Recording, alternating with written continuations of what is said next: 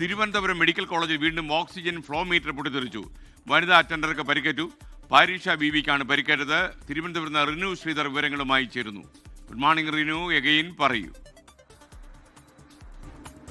Good morning S K. ഇത് മൂന്നാം തവണയാണ് ഈ അടുത്ത കാലത്ത് മെഡിക്കൽ കോളേജിൽ ഓക്സിജൻ സിലിണ്ടറിന്റെ ഭാഗം പൊട്ടിത്തെറിക്കുന്നത്. ഇതിന്റെ ഫ്ലോ മീറ്റർ ഇന്ന് പുലർച്ചെ 2:30 പൊട്ടിത്തെറിച്ചത് എന്നുള്ള വിവരമാണ് നമുക്ക് ലഭിക്കുന്നത്.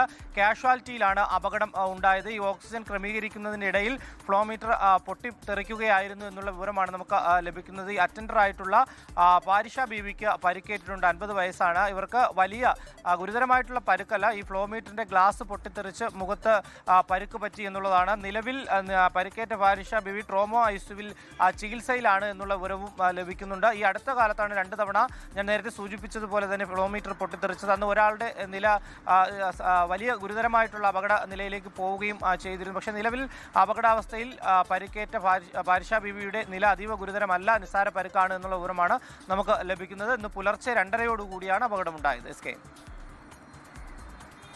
Thank you Rinu. ലോകത്തെവിടെയായാലും ഏത് സമയത്തും 24 വാർത്തകളും ഓഗ്മെന്റഡ് റിയാലിറ്റി പാക്കേജുകളും എക്സ്പ്ലെയിനറുകളും വിശദമായി കാണാൻ ഞങ്ങളുടെ യൂട്യൂബ് ചാനൽ നിങ്ങൾക്ക് സബ്സ്ക്രൈബ് ചെയ്യാം.